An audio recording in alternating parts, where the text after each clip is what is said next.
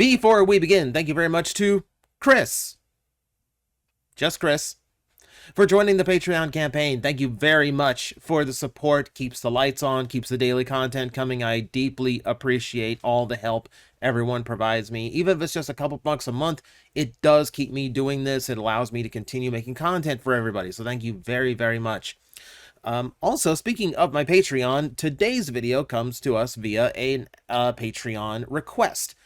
Someone asked me to do the obvious thing, and that is to ask the Plastic Addict guy, what are the 10 worst toy lines Transformers ever had? I will completely be honest here. This is incredibly subjective. What I feel is a bad toy line might be spot on for somebody else, whether that is their nostalgic toy line that they grew up with, whether that is just, the aesthetic and the designs that hit them the right way. This is going to be divisive. So what you're about to see is what I would call the 10 worst Transformer toy lines. That doesn't necessarily make them your worst 10. And also, there's always room for me to forget a toy line here or there. There have been a lot of them, so you'll excuse me if a few slip through the cracks. And just before we begin with all this, if you're wondering where Armada ended up on this list, it didn't. The toy lines we're going to talk about are so far out of Armada's ballpark. Don't worry.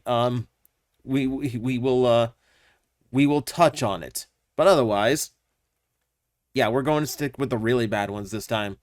So, here you go. Here are the top 10 worst toy lines Transformers has ever had.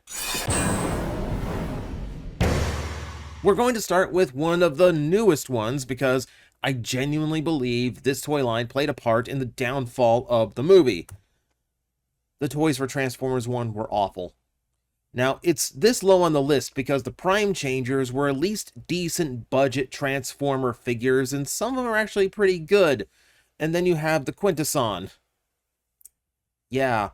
And the fact that you don't have a full cast of them, like you don't have an Elita 1.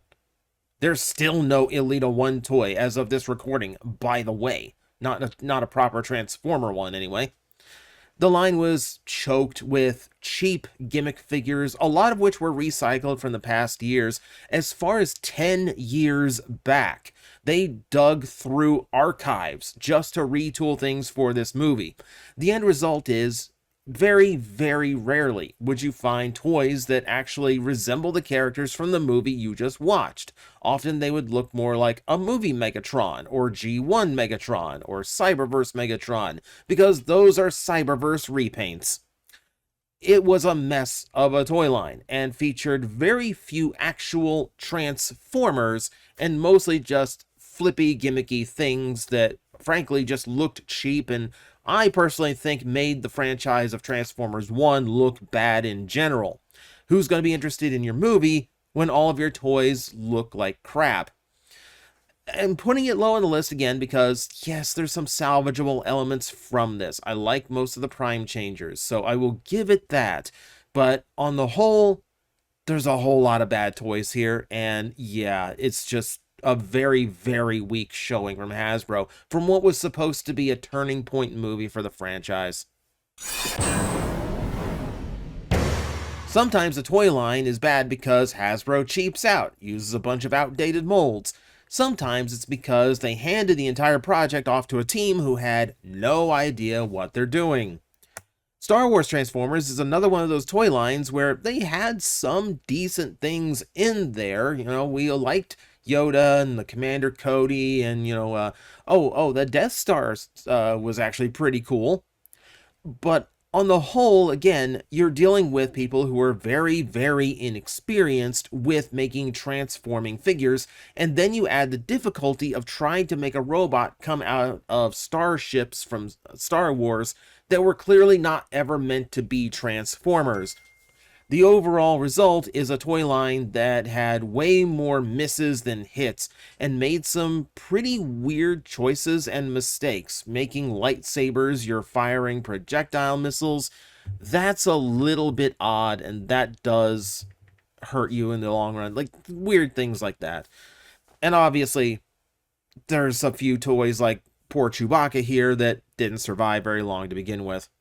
It's a line with a few successes, but when it misses, oh my god, does it miss. It could have been the coolest thing ever, and instead, it's kind of an afterthought now. I still do not understand why this toy line exists. Genuinely. And not because I don't understand the point, but because I don't understand why such a low effort. Transformers Red should have been Hasbro's answer to all these third-party companies they license Transformers to make their complex action figures, you know, like your 3 Zeros and such. And it should have been Transformers version of Black Series. And if they had given that, you know, the kind of attention that Black Series or Marvel Legends got, that would be one thing. Unfortunately, the line is filled with a lot of half-hearted attempts to make action figures out of Transformers, characters we don't necessarily need, a very, very out-of-scale Bumblebee, and just some weird choices bopping around from G1 to Beast Wars to Prime for some reason. But at the very least, the Prime ones have a purpose. A lot of those Prime designs can't be done in, you know, show accurate form and still have a transformation to them. I'm looking at you, Knockout. But beyond that, the toys just felt like they could have been a lot better. Like, they just felt like cheap imitations of what they do for Marvel Legends. And I understand there is a market for Transformers that don't transform. You just want a nice action figure to pose and put on a shelf. And sometimes that transformation complexity does get in the way. However, these are still not great figures overall, even for action figures, just judging them as that. They're pretty poor, they're pretty boring, and a lot of them don't even have the articulation range I would expect, given what I expect out of Hasbro's other 6-inch action figure lines. It's a confusing, weird line that I really don't think was used to its proper, potential. And unfortunately, just most of it just left me feeling just kind of flat. It's got a couple hits, like a lot of these lines we talked about already, but this one, yeah, I still don't get it. You know, I mean, do Transformer action figures fine. At least give them something. At least put some effort into them. Like, this just felt like a cheap attempt. Now, for this one, you might be thinking, wait, this is a subline. Wasn't this part of, like, the Generations line at one time? And you'd think that, but no. It shared a packaging style, but it was treated as its own toy line, to the point where it even had its own separate toy commercials. Oh, and we've talked about this one before. Power Core Combiners was Hasbro's attempt to see if kids and collectors would still be interested in the combining gimmick. So they produced them essentially as cheap as they could as a trial run. The result is a lot of very awkward, very gangly, and poorly made combiners, which had, like, very few of the torsos that these bots formed actually looked good in the combine mode. Some of them didn't even hold together well. Hello, Double Clutch. And then the limbs, because they were still marketing to kids, they had to put in some kind of gimmick, so they made the limbs automorph when they were plugged on. The problem is this automorphing often led to the limbs either looking exceptionally bad when they were in arm or leg mode, be very awkward in leg mode, which led to poor balance for the toy, and that's if you could get them to hold on at all. Oftentimes, these wouldn't even fit very well. And while the individual figures with the mini-cons were good, you're also dealing with mini-cons with small translucent plastic ball joints, which don't exactly hold up over time. And then, yes, there are some good toys to be had here, but the overall delivery of the gimmick, the whole point of the line, was handled so poorly. If I still hold this. If the drones had been manual transformation with better art looks and articulation, this would have gone over so much better. But because they forced the gimmickry in, it threw everything off. Literally everything about this line that went wrong, I can trace back to all of those gimmicky parts. There are plenty of unfortunate toys in the line itself, but there are also some good ones, so I can't put it too high on the list, but this one was just a bad taste in my mouth. There are very few good sets out of Power Core Combiners, not enough good ones to save it from this list. Here's a toy line where someone is going to say, oh, well, half of them were good, right? No. No, they weren't. You're remembering it wrong. So let's take a look at one of the lines everyone likes to pick on from time to time. That's Beast Machines. When you say half of them were good, you're saying the Viacons were good. And you know what? Yes, quite a few of the Viacons were good toys. Questionable decos sometimes, but overall, decent action figures. The problem is the Viacons made up like maybe a third of this toy line. It is extremely Maximal heavy, and a lot of the Maximals just do not work. This techno-organic aesthetic that they were going to led to some very weird and ugly color choices, led to some really ugly sculpts, especially in the face, led to some odd proportions. Have you seen GeckoBot? And let's not forget, this is also a line that relied heavily on translucent plastic. On many of the figures, that has not aged well. Poor Night Scream on this screen, you could make a case for being one of the worst Transformers of all time. It is oversized, it is ugly, the translucent plastic is very fragile. And that does bring up a point. The look of the toys, I know, not accurate to the show. Not blaming the toys for that. That's the cartoon's fault for changing designs at the last minute. I will blame the toy lines for being wildly out of scale, with Optimus Prime being infinitely, like a quarter of the size of Night Scream. That one was weird. And also, remember, this is a line that gave us things like deployers and those stupid little battle chariots that didn't really work for any of your action figures because it felt like they were designed for a different toy line. It's a very weird line. A very weird line. And while there are things you can cherry pick from it, it's overall just unpleasant. And I can see why it did not survive longer than 2 years. I understand why it got cut short now. Yeah, it's overall just a bad line. Just too many bad figures to save it. Some of you hold a lot of nostalgia for this line, but let's be honest with ourselves, it's thrown together and very little effort as a toy line. That's Machine Wars. So, rumor has it that the entire reason why Machine Wars exists is because at a convention, a Hasbro executive answered the question of, will we still be getting vehicle Transformers, with yes.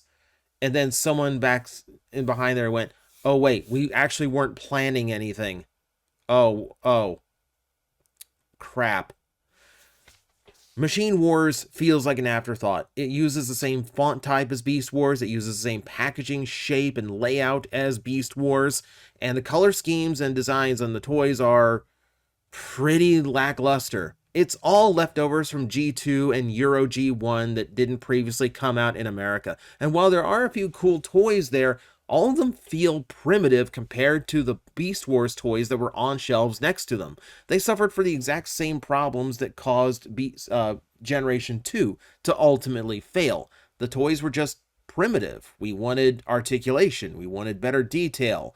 And I'm sorry, Machine Wars, Soundwave didn't have that.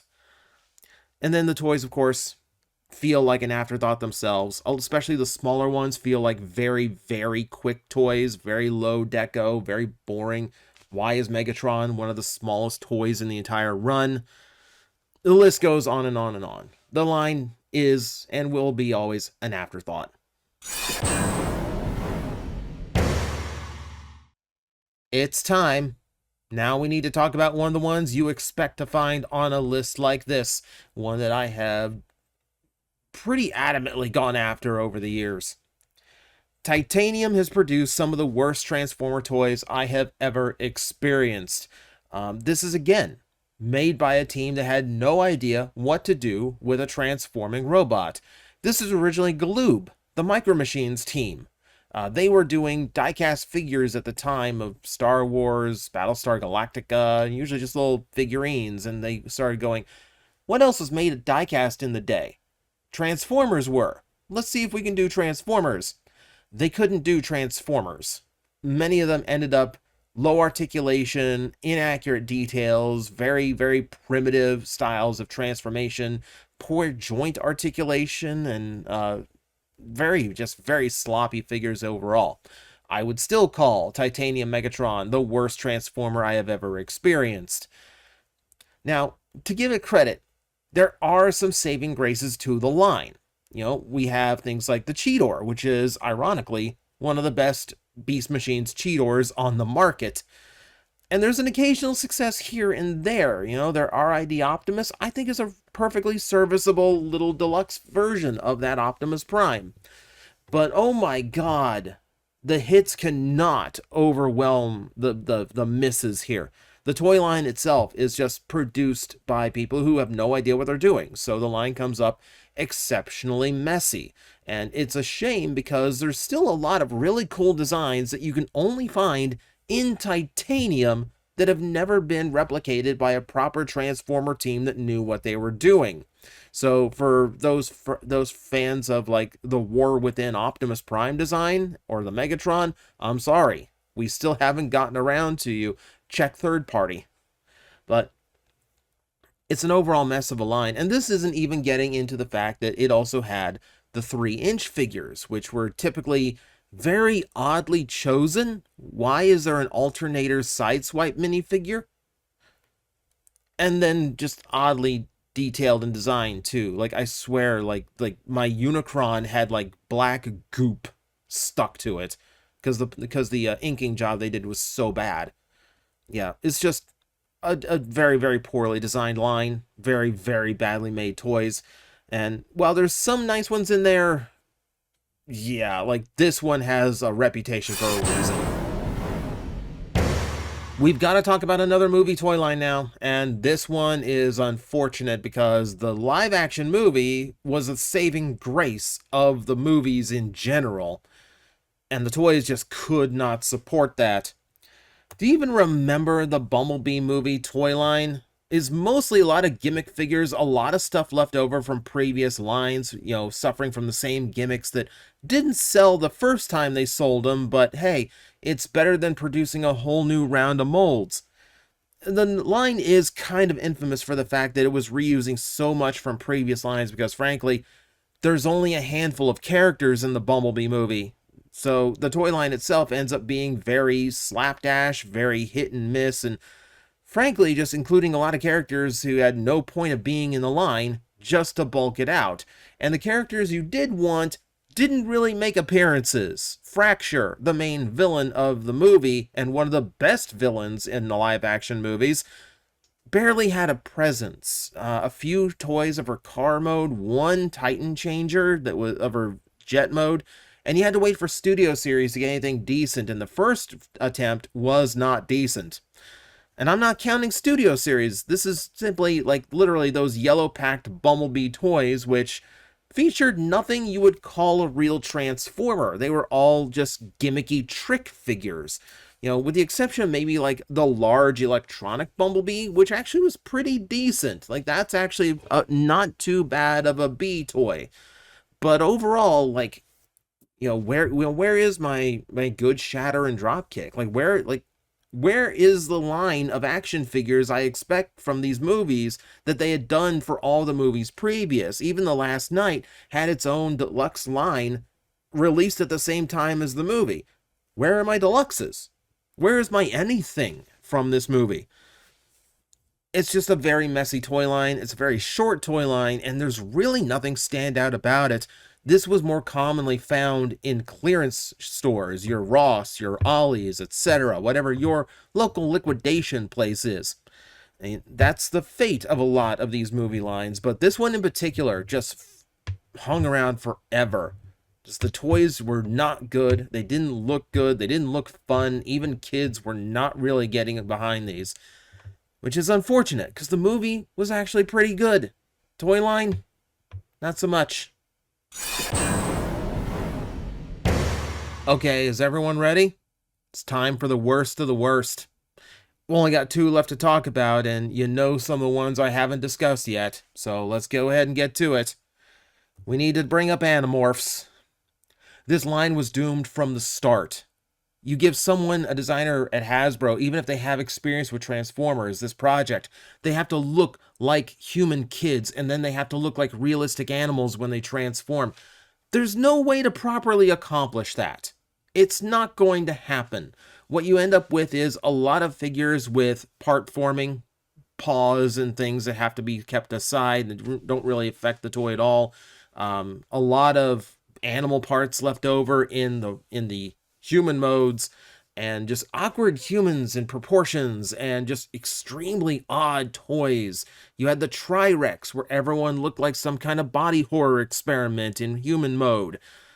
You might have had a little bit of a saving grace with the alien toys. You can get some fun out of those, but that was more of a side note. Like, the bulk of this toy line was like these teenagers turning into animals, and none of them really turned out very good, even when you upscaled them to the mega size and had a little bit more budget to work with. You just could not make this concept work. It was going to fail no matter what. It makes total sense to do an Animorphs toy line for the TV show with the Transformer people. Obviously, that's what you do, right? Well, when you don't have Takara helping you out, you end up with toys like this, with very weird gimmicks, very bad designs, and just not really fun. These toys were just boring. Even for an Animorph fan, this was a boring toy line. Like, this is where, like, I look at this and go, maybe gimmicks were supposed to be a thing, because I might prefer it to these toys that do basically nothing, aside from, like, the weird, like, half-mutant face, and that's not done well most of the time. I can't say enough bad things about it. We're getting less and less redeeming as we go on. Maybe the alien figures were okay for some people, but this line is terrible. And I don't think there was any changing that. I think there was no way of avoiding this line just being one of the worst. But not the absolute worst.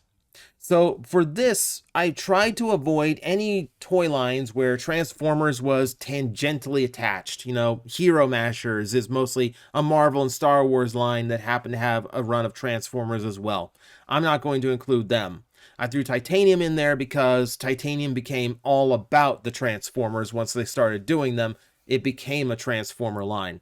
But for the most part, I keep spin-offs separate. But this is technically a spin-off line, but it was trying to do its own thing. And it went beyond one series, meaning it is its own thing now.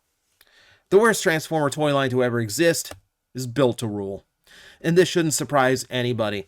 To this point, I have been judging these lines very much the same way I judge Plastic Addict toys. I judge them on how many redeeming qualities they still have.